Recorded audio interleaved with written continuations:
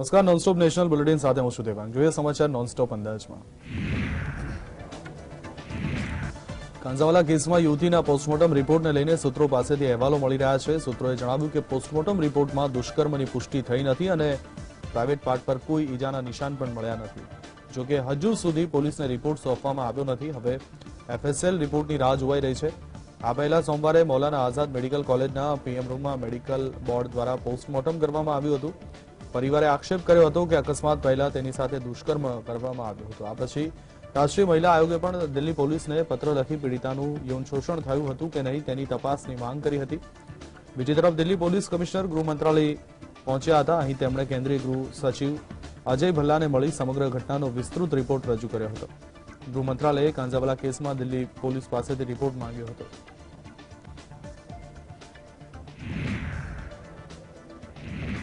રાજધાની દિલ્હીના કાંઝાવાલામાં બનેલી ઘટનાના સીસીટીવી સામે આવ્યા છે। સીસીટીવીમાં સાફ દેખાઈ રહ્યું છે કે સ્કૂટી પર એક નહીં પરંતુ બે યુવતીઓ સવાર હતી। બંને યુવતી હોટલમાં જન્મદિવસની પાર્ટીમાંથી પરત ફરી રહી હતી ત્યારે કાર ચાલકે તેમને ટક્કર મારી હોવાનું સામે આવ્યું છે। જે હોટલમાં પાર્ટી યોજાઈ હતી તે હોટલના મેનેજર અમિતનો દાવો છે કે યુવતી અને કેટલાક કિસ્સામાં વચ્ચે ઝઘડો થયો હતો। અમિતના કહેવા મુજબ બંને યુવતી સાંજે 7:30 વાગ્યાની આસપાસ હોટલમાં આવી હતી। જે બાદ બંને યુવતીઓ મધરાતે એટલે કે 1:30 વાગ્યાની આસપાસ હોટલમાંથી નીકળી ગઈ હતી। અમિતે મીડિયાને જણાવ્યું કે કેટલાક મિત્રો બંને યુવતીઓને મળવા માટે આવ્યા હતા। જે બાદ રૂમમાં ઝઘડો થયો હતો અને તમામ લોકો હોટલમાંથી નીકળી ગયા હતા। लड़कियां थी वो उन्होंने ड्रिंक वगैरह कर रखी थी, आपसी में लड़ रहे थे वो। अब ये तो पता नहीं किस बात पे लड़ाई थी। हमने बोला भी था कि लड़ाई मत करो, अब मैं आसपास के गेस्ट डिस्टर्ब हो रहे हैं। फिर वो 12 बजे के बाद अपना चले गए थे। दोनों लड़कियां थी, उनके साथ कोई और भी लोग? और कोई नहीं था, बस वो दोनों? वही दो थे। दोनों ने ड्रिंक कर रखी थी? हाँ जी। किस बात पे लड़ाई हुई? अब ये तो हमें भी नहीं पता किस बात पे, उनके आपसे पर्सनल मैटर। आप लोगों ने उनको ड्रिंक करते हुए देखा? मतलब स्मेल आ रही थी उनके मुंह अच्छा, से। स्मेल आ रही थी। अच्छा, फिर झगड़ा कितने बजे शुरू हुआ? ये झगड़ा 9 बजे के बाद ही हुआ था शुरू। 9 बजे के बाद? हाँ, काफी टाइम तक इनका झगड़ा होता रहा, शांत होता रहा, फिर लड़ते रहे, शांत होता रहा, ऐसे चल रहा था उनको। ये भी आया था कि शायद बीच में कोई एक चली गई थी? हाँ, एक चली गई थी थोड़ी देर के लिए, फिर वो आ गई थी वापसी, फिर उसके बाद वो चली गई थी। अच्छा, दोनों आपको चली याद कैसे? मैं अपनी ड्यूटी ऑफ करके चला गया था। उसके बाद जो हुआ डीवीआर में पुलिस वालों के पास है। अच्छा, लेकिन जो लड़कियां आई थी कहाँ रुकी थी? एक बार जरा थोड़ा बताइए। रूम में रुकी थी 104 में। 104 में? जी। अच्छा, पहले भी कभी आपने उनको देखा उस होटल में आई? हाँ जी, देखा है। लड़कियां क्या झगड़ा कर रही थी ऐसा कुछ सामने आया? नीचे झगड़ा हुआ उनका। नीचे झगड़ा हुआ है जी। किस बात को सुनने में पाया? हाँ जी? बात सुनने में आई वो? क्या जी? कि किस बात पे झगड़ा हुआ, किस बात सुनने में आई वो? नहीं, कुछ नहीं, एक दूसरे का आपस में लड़ रही थी। अच्छा, बीच में कोई एक लड़की उठ के चली भी गई थी ऐसा? हाँ जी। अच्छा, कौन गई थी?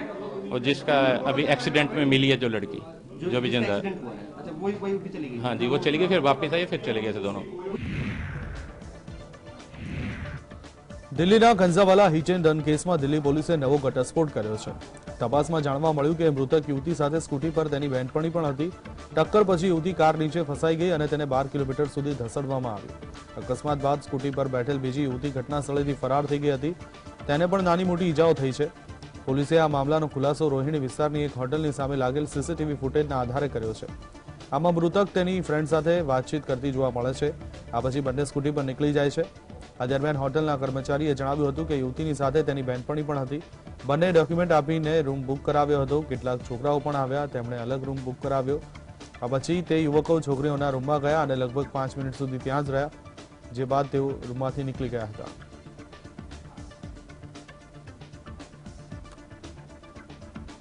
जो घटना घटी है उस टाइम पर वो थी और उसको कोई इंजरी नहीं हुई थी और वो उठकर वहाँ से चली गई थी। और इस मुद्दे में हमने जो भी एफर्ट्स किए हैं कल, उसका परिणाम ये रहा कि अब हमारे पास एक इंसिडेंट की आई विटनेस है और वो पुलिस के साथ कोऑपरेट कर रही है। और इसमें अभी 164 सीआरपीसी के तहत उसकी जो स्टेटमेंट है वो रिकॉर्ड कराई जा रही है।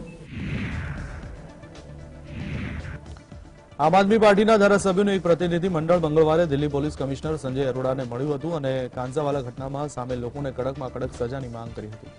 બીજી તરફ દિલ્હી સરકારે પીડિત પરિવારને રૂપિયા 10 લાખની સહાયનું પણ એલાન કર્યું છે। ધારાસભ્ય સૌરભ ભારદ્વાજ અને આતિશની આગેવાની હેઠળ આ પ્રતિનિધિ મંડળે અરોડાને એક મેમોરેન્ડમ સુપ્રત કર્યું, જેમાં જણાવ્યું છે કે આરોપીઓ રાજકીય કનેક્શન ધરાવે છે. પોલીસે રાજકીય દબાણમાં આવવું જોઈએ નહીં, તેને જઘન્ય ગણવું જોઈએ અને આરોપીને કડકમાં કડક સજા થવી જોઈએ. ભારદ્વાજે જણાવ્યું કે સીએમ અરવિંદ કેજરીવાલે પરિવારને શક્ય તમામ મદદ કરવા જણાવ્યું. દીકરીના પરિવારને દિલ્હીમાં શ્રેષ્ઠ ક્રિમિનલ વકીલ આપવામાં આવશે. એકવાર કેસ નબળો પડી જાય તો પછી હાઈકોર્ટ સુપ્રીમ કોર્ટ પણ કંઈ કરી શકે નહીં. તેથી જ પોલીસે મામલાને દબાવવા માટે નબળી એફઆઈઆર કરી છે. 12 किलोमीटर तक अगर वो दिल्ली की बेटी घसीटती हुई चली गई, किसी ने कोई एक्शन नहीं लिया. वो पुलिस ऑफिसर जिन्होंने जो पीसीआर की वैन्स को कॉल हुए उन्होंने रिस्पॉन्ड नहीं किया. वो पुलिस अफसर जिन्होंने एफआईआर सिर्फ एक आरोपी के खिलाफ दर्ज की. वो पुलिस अफसर जिन्होंने कमजोर धाराओं में एफआईआर दर्ज की कि जो आरोपी हैं वो बच जाए. और वो डीसीपी जिन्होंने आरोपियों को डिफेंड किया.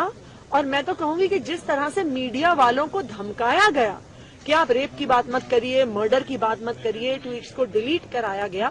तो हम ये चाहते हैं कि आरोपियों की सजा के साथ साथ एग्जेम्पलरी एक्शन पुलिस अफसरों के खिलाफ भी लिया जाए कि आगे पुलिस वालों में भी एक डर हो. एफआईआर को कमजोर कर दिया जाए तो हाई कोर्ट हो या सुप्रीम कोर्ट हो, उसको फिर कोई ठीक नहीं कर सकता. और ये काम जो है कल उन अफसरों ने किया. एक बच्ची की एफआईआर को, जो बच्ची आज दुनिया में नहीं है, उसकी एफआईआर को इस तरीके से कमजोर किया. 15 घंटे तक पोस्टमार्टम को डिले किया. कई 15 घंटे तक तो एफआईआर डिले करी, पोस्टमार्टम तो 36 घंटे से ज्यादा उन्होंने डिले किया. और इसका कोई जवाब है नहीं कि क्यों ऐसी लचर एफआईआर इतनी डिले के बाद की गई और क्यों पोस्टमार्टम को इतने देर तक डिले किया गया. क्यों उस बच्ची की मां को उस बच्ची की बॉडी की शिनाख्त नहीं कराई गई. હરિયાણાના ખેલ મંત્રી સંદીપસિંહ અને જુનિયર મહિલા કોચ વચ્ચેના વિવાદ પર મુખ્યમંત્રી મનોહર લાલે મૌન તોડ્યું છે. તેમણે આ સમગ્ર વિવાદમાં કહ્યું કે મહિલા કોચ વિચિત્ર નિવેદનો કરી રહી છે. આક્ષેપો કરવાથી કોઈ દોષિત પુરવાર થતા નથી. પોલીસ તેની તપાસ કરે છે. આ પછી જ સાબિત થશે કે લગાવવામાં આવેલ આરોપો સાચા છે કે નહીં. ખટ્ટરે એટલું જરૂર જણાવ્યું કે ખેલ મંત્રીને રમત વિભાગમાંથી હટાવી દેવામાં આવ્યા છે. ચંદીગઢ પોલીસ આ મામલે તપાસ કરી રહી છે. હરિયાણા પોલીસની ટીમ પણ તથ્યો જાણવામાં લાગેલી છે. જે બાદ જે પણ સામે આવશે તે મુજબ કાર્યવાહી કરવામાં આવશે. हरियाणा सरकार समग्र मामला की निष्पक्ष तपास इच्छे है. जहां तक आपने हमारे खेल मंत्री की बात कही है, ठीक है, एक महिला खिलाड़ी ने उनके ऊपर अनर्गल एक आरोप लगाया है, लेकिन आरोप लगाने से कोई व्यक्ति दोषी नहीं हो जाता है. उसकी आगे पुलिस छानबीन करती है. उसकी चंडीगढ़ पुलिस भी छानबीन कर रही है, हरियाणा पुलिस भी उसकी रिपोर्ट इकट्ठी कर रही है. जैसे रिपोर्ट आएगी उस हिसाब से आगे करेंगे. लेकिन उनसे हमने खेल विभाग के लिए जो उन्होंने एक प्रकार से अपने आप को दूर कर लिया है, क्योंकि खेल विभाग के नाते एक विषय जा सकता है कि भी निष्पक्ष एक इंक्वायरी नहीं हो रही, वो खेल विभाग के मंत्री नहीं रहेंगे. इसलिए उनको वहां से हटा दिया गया है ताकि इंक्वायरी ठीक से हो और दूध का दूध पानी का पानी हो. जैसे उसकी इंक्वायरी की कोई रिपोर्ट आएगी उसके बाद आगे की सर સત્તાધારી ભાજપે 2024ની લોકસભા ચૂંટણી માટેના પ્રચાર અભિયાનને વેગ આપ્યો છે. આ મહિનાથી તેની શરૂઆત થશે. સૂત્રોના જણાવ્યા પ્રમાણે કેન્દ્રીય ગૃહપ્રધાન અમિત શાહ જાન્યુઆરીમાં લોકસભા પ્રવાસ નામની કવાયતના ભાગરૂપે 11 રાજ્યોની મુલાકાત લેવાના છે. તેની શરૂઆત ઉત્તર પૂર્વના રાજ્યોથી થશે. અમિત શાહ 5 અને 6 જાન્યુઆરીએ ત્રિપુરા, નાગાલેન્ડ અને મણિપુરની મુલાકાત લેશે. 7મી જાન્યુઆરીએ છત્તીસગઢ અને ઝારખંડ જશે. ત્યારબાદ તેઓ 8 જાન્યુઆરીએ આંધ્રપ્રદેશની મુલાકાત લેવા દક્ષિણ તરફ જશે. શાહ 28 જાન્યુઆરીએ કર્ણાટકની મુલાકાતે પણ જાય તેવી શક્યતા છે, જ્યાં આ વર્ષના અંતમાં વિધાનસભા ચૂંટણી યોજાવાની છે. આ યાદીમાં ઉત્તર પ્રદેશ અને પશ્ચિમ બંગાળના નામ પણ સામેલ છે. શાહ 16 અને 17 જાન્યુઆરીએ આ રાજ્યોની મુલાકાત લેશે. મહિનાના અંતમાં ભાજપના વરિષ્ઠ નેતાઓ હરિયાણા અને પંજાબની મુલાકાત લેશે. શાહનું પ્રચાર વર્ષ 2024 માટે ભાજપના મિશન 350નો એક ભાગ છે. પાર્ટીનું લક્ષ્ય આગામી વર્ષે થનાર સામાન્ય ચૂંટણીમાં 543 લોકસભા સીટોમાંથી ઓછામાં ઓછી 350 સીટો જીતવાનું છે.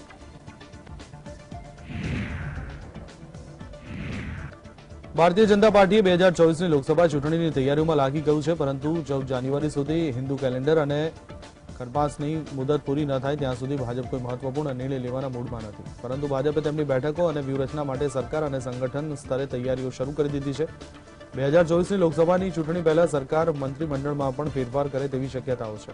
કેટલાક જૂના મંત્રીઓને હટાવવામાં આવે તેવી પણ સંભાવના છે. સાથે જ શિંદે અને શિવસેનાની મોદી કેબિનેટમાં એન્ટ્રી થવાની શક્યતા છે.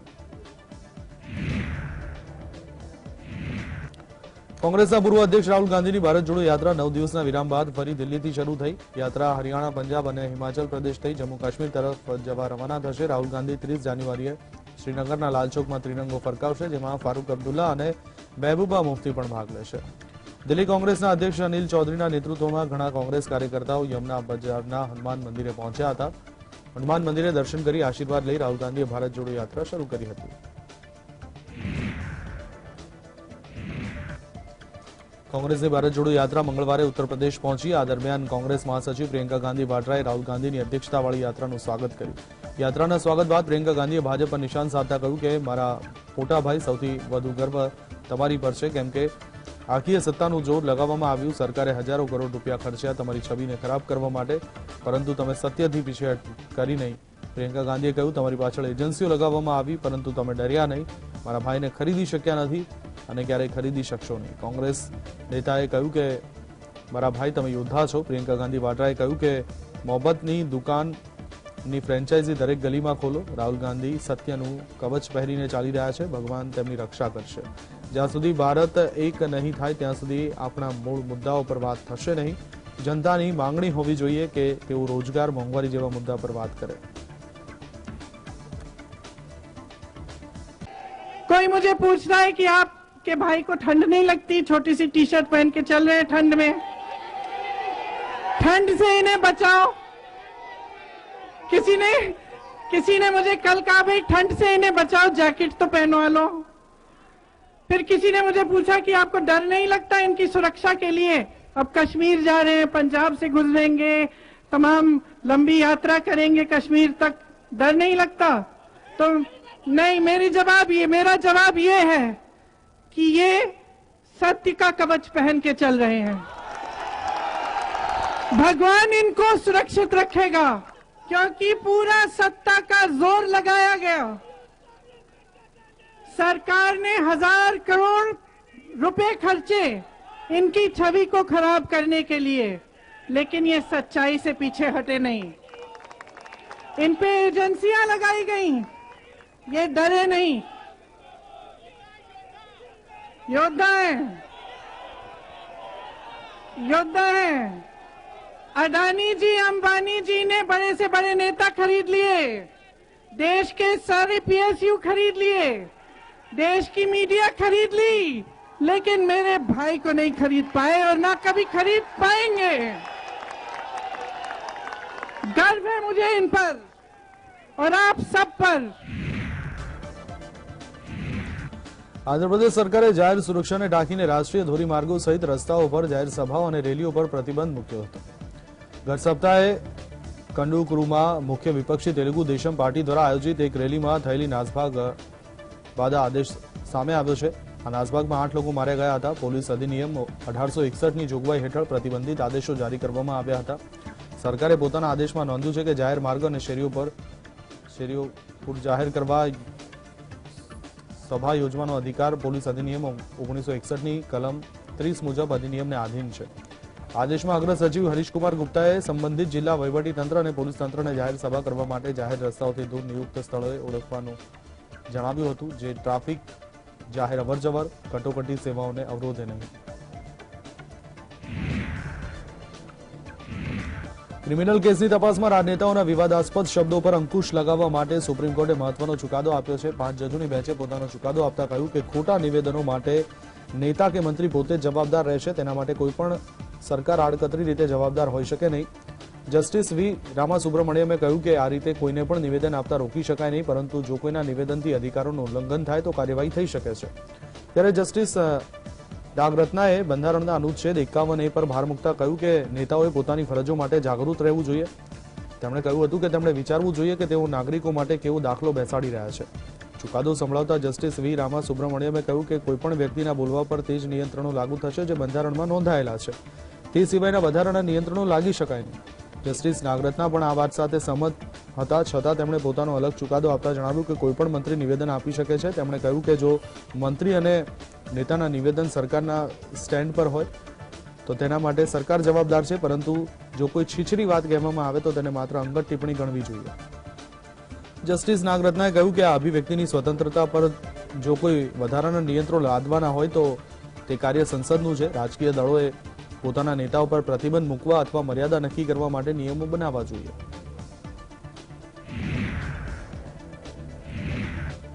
તવાંગ સેક્ટરમાં ચીની અને ભારતીય સૈનિકો વચ્ચે થયેલી અથડામણ બાદ સંરક્ષણ મંત્રી રાજનાથસિંહે આજે પ્રથમ વખત અરુણાચલ પ્રદેશના સિયાંગ જિલ્લાની મુલાકાત લીધી હતી. અહીં પહોંચ્યા બાદ રાજનાથસિંહે બોર્ડર રોડ ઓર્ગેનાઇઝેશન દ્વારા નિર્મિત 27 અન્ય ઇન્ફ્રાસ્ટ્રક્ચર પ્રોજેક્ટ સાથે સિયોમ બ્રિજનું ઉદઘાટન કર્યું. સંવેદનશીલ સરહદી વિસ્તારોમાં ભારતીય સશસ્ત્ર દળોની ઝડપી અવરજવરની સુવિધા માટે 724.3 કરોડ રૂપિયાના ખર્ચે 28 પ્રોજેક્ટ પૂર્ણ કરવામાં આવ્યા છે. આ પ્રસંગે પોતાના સંબોધનમાં રાજનાથસિંહે બોર્ડર રોડ ઓર્ગેનાઇઝેશનની પ્રશંસા કરી હતી. રાજનાથસિંહે ચીનને કડક શબ્દોમાં કહી દીધું કે ભારત દરેક પડકારને પહોંચી વળવામાં સક્ષમ છે. ભારતની સેના દેશની સરહદ પર વિરોધીઓના પડકારોને નિષ્ફળ બનાવવાની સંપૂર્ણ ક્ષમતા ધરાવે છે.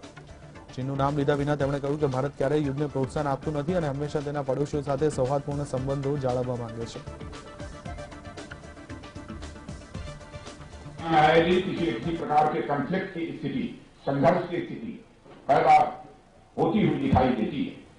हालांकि भारत हमेशा युद्ध के खिलाफ रहा है और यही हमारे भारत की नीति रही है. और यह कोई आज की बात नहीं है. भारत एक ऐसा देश है जिसने कि पूरे विश्व को वसुधैव कुटुंबकम या the whole world is friendly यह संदेश दिया है. हमने भारत की सीमा में रहने वाले लोगों को ही अपने परिवार का सदस्य नहीं माना है, बल्कि पूरे विश्व की धरा पर रहने वाले लोगों को अपने परिवार का सदस्य मानने वाला दुनिया का इकलौता देश यदि कोई है तो हमारा और आपका देश है भारत. અમૃતસરના તહસીલ અજનલાના બીઓપી ચન્ના પાસે બીએસએફે એક પાકિસ્તાની ઘૂસણખોરને ઠાર માર્યો છે. મળતી માહિતી મુજબ પાકિસ્તાની ઘૂસણખોરને માર્યા ગયા બાદ બીએસએફ દ્વારા સર્ચ ઓપરેશન ચલાવવામાં આવી રહ્યું છે. બીએસએફે પાકિસ્તાની ઘૂસણખોરને ઠાર માર્યો. બીએસએફે મંગળવારે પંજાબમાં ભારત પાકિસ્તાન આંતરરાષ્ટ્રીય સરહદ પર ગુરદાસપુર સેક્ટરમાં એક પાકિસ્તાની ઘૂસણખોરને ઠાર માર્યો હતો. હાલમાં આ વિસ્તારમાં સર્ચ ઓપરેશન ચાલી રહ્યું છે.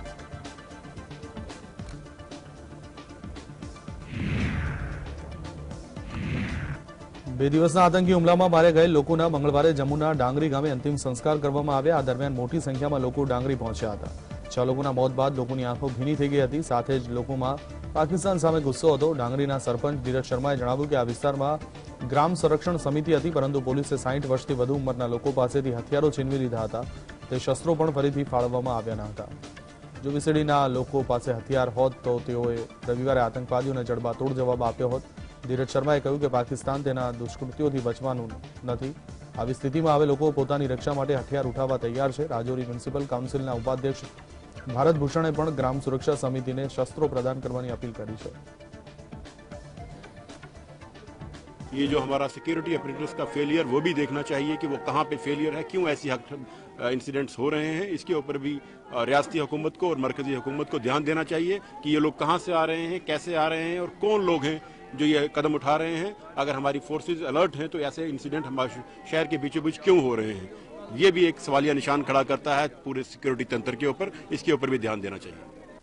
नाकाबिलियत हरकत की है. ये बार बार जो हरकतें करते हैं इनका अंत होने पे आए हैं. ये जितनी मर्जी बार मारे, सीने पे गोली मारे, हम गोली खाने के लिए तैयार हैं. बट ये नाकाबिलियत हरकतें हम कभी बर्दाश्त नहीं करेंगे, कभी बर्दाश्त नहीं करेंगे. ये हमारे पूरे समाज के साथ बहुत गलत किया गया. हमारे दुख की घड़ी में हमें दुख की रिजौरी पुंछ के लोग सब एक हैं. अभी रिजौरी पुंछ में इतना शांति हुई थी, अभी ये फिर दोबारा आ गए हैं. हमारी न्यू जनरेशन देखने के लिए तैयार थी. अभी ये चीज़ें हम हटे थे, हमें थोड़ा और कहीं जाना था. ये मैं चाहता हूँ सिक्योरिटीज को देखना चाहिए. सिक्योरिटी जो वीक है उसको देखना चाहिए. एजेंसीज को 5-7 करोड़ रुपए जो सैलरी ले रहे हैं, सोए हुए हैं, क्या उनको देखना चाहिए. ये जघन्य अपराध हुआ है. महिलाओं को, छोटी छोटी बच्चियां, छोटे छोटे मासूम बच्चे, उनका कत्ल किया गया है. ये कौन सी बहादुरी है.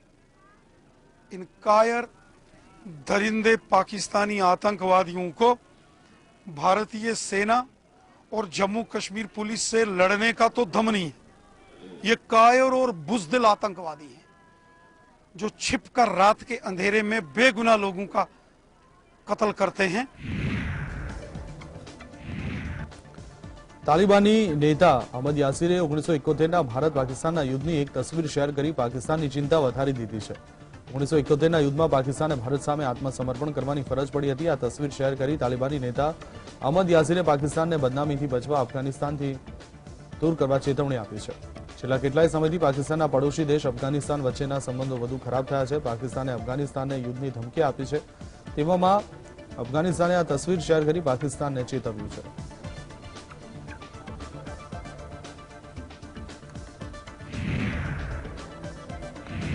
મહારાષ્ટ્રના નાગપુરમાં 108મી ભારતીય વિજ્ઞાન કોંગ્રેસનો પ્રારંભ થયો, જેમાં વડાપ્રધાન નરેન્દ્ર મોદીએ વર્ચ્યુઅલ સંબોધન કર્યું હતું, જેમાં તેઓએ કહ્યું કે સ્ટાર્ટઅપમાં ભારત વિશ્વમાં ટોપ 3માં છે.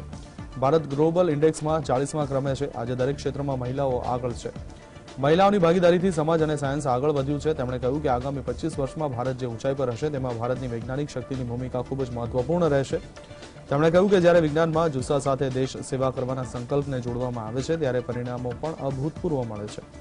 આજનું ભારત જે વૈજ્ઞાનિક અભિગમ સાથે આગળ વધી રહ્યું છે તેના પરિણામો પણ આપણે જોઈ રહ્યા છીએ.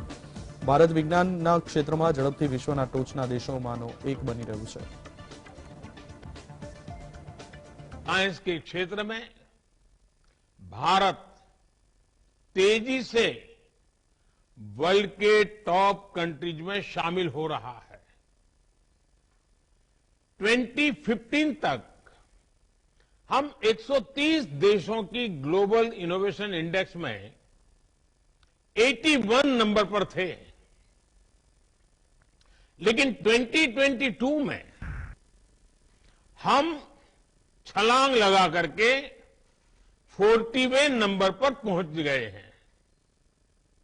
आज भारत पीएचडीज के मामले में दुनिया में टॉप 3 देशों में है. आज भारत स्टार्टअप इकोसिस्टम के मामले में दुनिया के टॉप 3. સિનેમા હોલના માલિકોને હોલની અંદર ખાણીપીણીના વેચાણ માટેના નિયમો નક્કી કરવાનો સંપૂર્ણ અધિકાર છે. સુપ્રીમ કોર્ટે મંગળવારે એક અરજી પર સુનાવણી કરતા આ વાત કહી. સીજાઈએ કહ્યું કે સિનેમા જોનારાઓ પાસે આ વસ્તુઓ ન ખરીદવાનો વિકલ્પ છે. કોર્ટે એ પણ પુનરુચ્ચાર કર્યો કે સિનેમા હોલમાં પીવાનું પાણી મફતમાં આપવાનું ચાલુ રાખવું જોઈએ. ચીફ જસ્ટિસ ડીવાય ચંદ્રચૂડ અને જસ્ટિસ પીએસ નરસિમ્હાની બેન્ચે આ અરજી પર સુનાવણી કરી હતી. બેન્ચે કહ્યું કે સિનેમા હોલ ખાનગી મિલકત છે અને તેઓ આવા નિયમો અને શરતો લાદી શકે છે. કોર્ટે કહ્યું કે જો કોઈ દર્શક સિનેમા હોલમાં પ્રવેશ કરે છે તો તેણે સિનેમા હોલના માલિકના નિયમોનું પાલન કરવું પડશે. મલ્ટીપ્લેક્સમાં ખાદ્ય પદાર્થોનું વેચાણ એ વ્યવસાયિક બાબત છે. મોટાભાગના મલ્ટીપ્લેક્સ અને થિયેટર્સમાં ખાદ્ય વસ્તુઓને ઊંચા ભાવે વેચવામાં આવે છે.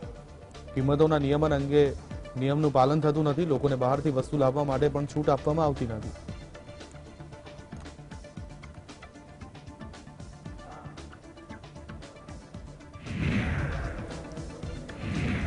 ચીનમાં કોરોનાને કારણે થયેલી તબાહી અને ખતરનાક કોરોના વેરિયન્ટને ધ્યાનમાં રાખી ભારત સહિત ઘણા દેશોએ ચીનથી આવતા મુસાફરો પર કેટલાક નિયંત્રણો લગાવ્યા છે. ઘણા દેશોએ ચીનથી આવનાર મુસાફરો માટે કોરોના નેગેટિવ રિપોર્ટ બતાવવાનું ફરજિયાત બનાવ્યું છે. જોકે ચીન આ નિર્ણયથી નારાજ છે અને તેણે જવાબી કાર્યવાહી કરવાની ધમકી આપી છે. ચીનનું કહેવું છે કે અન્ય દેશો દ્વારા લાદવામાં આવેલ નિયંત્રણો સહન કરવા યોગ્ય નથી અને તે પણ સમાન નિયમો લાદશે.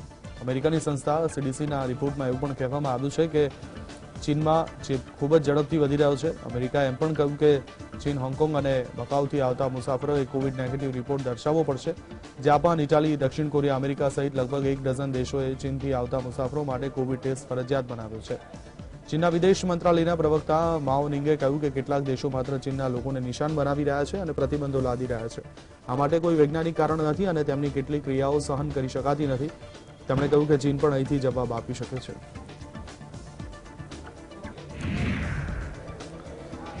ચીન સહિત વિશ્વભરમાં કોરોનાના કેસ ઝડપથી વધી રહ્યા છે. ત્યારે ક્રિસમસ અને ન્યૂ યરની ઉજવણી બાદ જાપાન, અમેરિકા, દક્ષિણ કોરિયા અને બ્રાઝિલમાં કોરોના બેકાબૂ થયો છે. વિશ્વભરમાં ગત 7 દિવસમાં કોરોનાના 30 લાખ કેસ નોંધાયા છે અને 9,847 લોકોના જીવ ગયા છે. જાપાનમાં ગત સપ્તાહે કોરોનાના 10 લાખ કેસ નોંધાયા હતા, જેમાંથી માત્ર જાપાનમાં જ 7 દિવસમાં 2,188 લોકોના કોરોનાથી મોત થયા છે. જ્યારે અમેરિકામાં 7 દિવસમાં 2,12,000 કેસ નોંધાયા, 1239 લોકોએ જીવ ગુમાવ્યો. જાપાન, અમેરિકા ઉપરાંત હોંગકોંગ, દક્ષિણ કોરિયા, બ્રાઝિલમાં પણ ચિંતાજનક રીતે કેસ નોંધાયા છે.